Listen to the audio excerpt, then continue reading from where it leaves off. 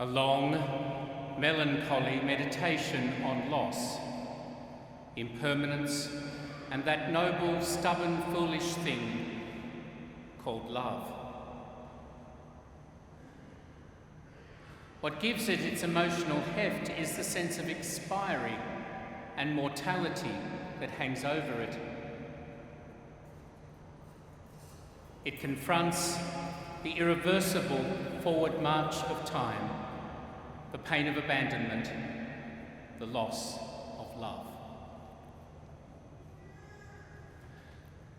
So wrote three critics of one of the great classics of Western literature. I'm not talking about Romeo and Juliet, or even Paris and Helen of Troy, or Lancelot and Guinevere, or Tristan and Isolde. No, I am of course referring to Toy Story 3, the 2010 film that grossed over $1 billion worldwide. For the few here who missed it, Andy, the owner of our toys, has grown up and is going away to university. A bag of his favourite childhood toys, intended for storage in the family attic, is accidentally donated to a daycare centre. Through an hour of highs and lows, the film explores themes of transition and maturation, culminating in a teary ending as Andy realises the toys are best cared for by a new generation, and the toys wave him goodbye. The crucial message, however, is not the sorrow of separation so much as the response to it. To begin with, the characters are all in denial. Andy, on the cusp of a new life, has been putting off sorting his toys. The toys themselves are either naively optimistic or overly pessimistic. No one recognises that the relationship is not what it was.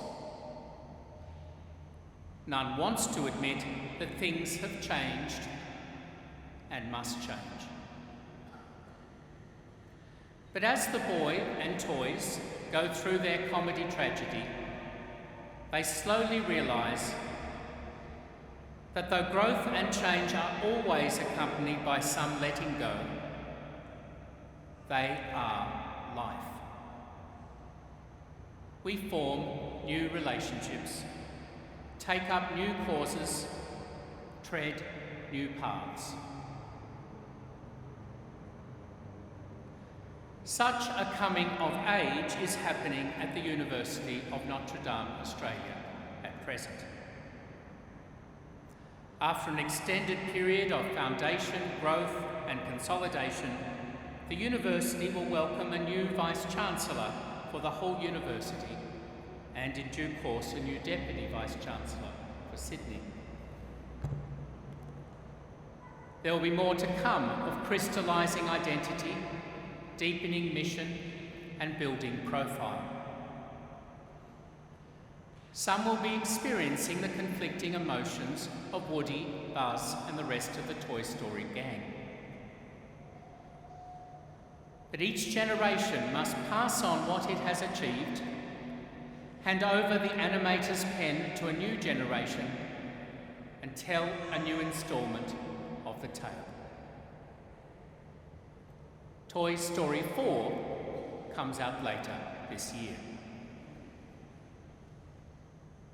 Another UNDA coming of age is our celebration of the 10th graduating year here in Sydney. Some of our graduates will feel keenly the emotions associated with completion, change, separation.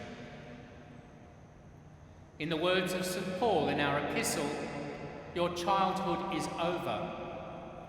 You are allotted now a particular grace, some to be leaders, some prophetic voices or teachers, some pastors or carers. From here you may go on to further studies, professions or other opportunities, leaving this stage behind you and striking out afresh. Striking out afresh need not mean striking out alone. Hopefully you have made some important friendships that will sustain you in the years ahead. In our epistle, Paul talks of the church as a community, like a body with Christ as the head and each of us as parts. The university too is your university for life,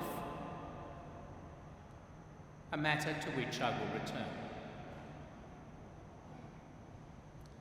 You also strike out with a degree in hand, a mind developed, a character tempered, by long hours of discussion, study, assessment, and asking profound existential questions, like why, oh why, am I again starting my assignment at midnight the day it's due? Jokes aside, it's my hope that at UNDA you've gained not just knowledge and competencies in some discipline, but also wisdom and compassion through logos and reflection upon the underlying faith and reason of your discipline. Asking the big questions, seeing a bigger picture.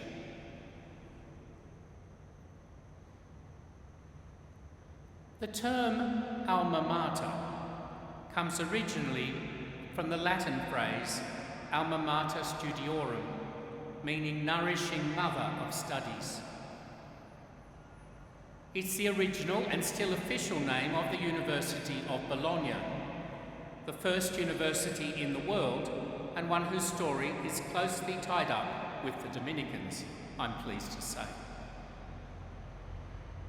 It's from this phrase that we have our words alumnus and alumni for graduates, literally meaning those who've been nurtured or nourished.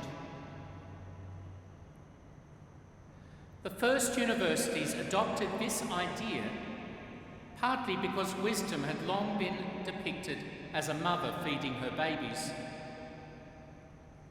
but also because universities aspired to be nurseries for the mind of those leaving behind their mums and toys and embracing the arts and sciences, the professions, theology and philosophy, the wisdom of the adults.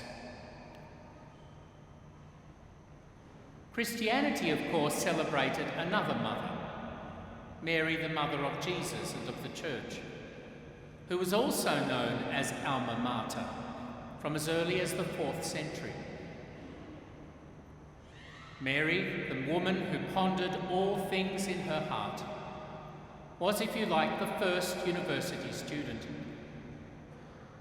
And Mary, the woman who shared all she knew with the boy who would teach the world, was, as it were, the first university.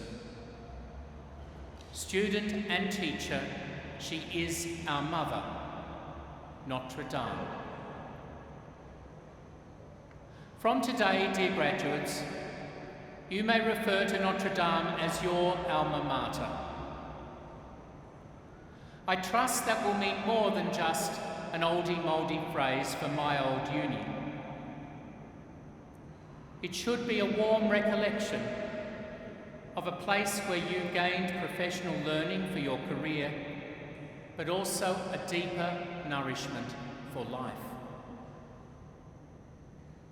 Then, and only then, in St. Paul's words of hope, will you resist the buffeting of the winds of ideology, fashion and opinion, and be safe from the tricksters of the culture. Dear graduands, graduation is a time to celebrate your hard work and achievements. A time to be grateful to those who helped you to get there. And a time to consider how best to apply all you've learnt in the future. It's a time to ask where God fits into your plans, or better, where you fit into God's plans. By God's grace, you were given a mind and heart, imagination and memory, a body and a stretch of life, talents to do good, and freedom to choose it. God so loved the world, so loved humanity, so loved you, he gave his only Son to become one of us, to live and learn as we do, live and love as we do, live and die as we do.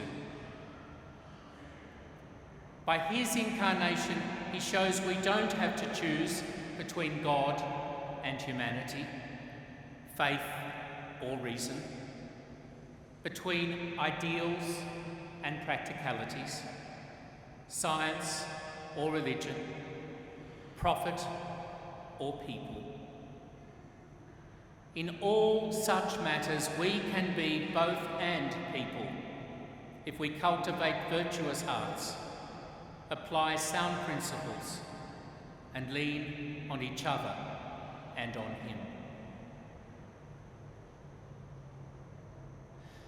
Some here tonight are believers, some non-believers, and many still searching.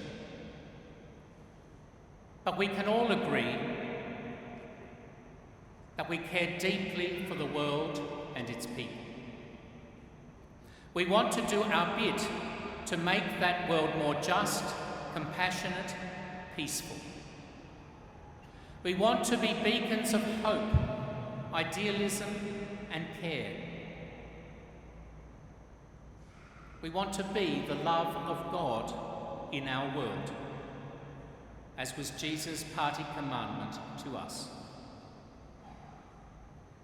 And so success for us will not be measured just in salaries, properties, or gadgets accumulated. Not just in sexual conquests, power exercised, or social media fans, important as some of these things are. No, we seek a happiness that comes from commitment to some higher things and a willingness to give ourselves to them. We seek, dare I say, to be saints. As you graduate from university, and like Andy from Toy Story, begin a new stage in your life, I charge you with a mission. Take your newly minted degrees to whatever lies ahead, determined to see the bigger picture and make a real contribution. Congratulations, graduates of the University of Notre, Australia. May God bless you and your future.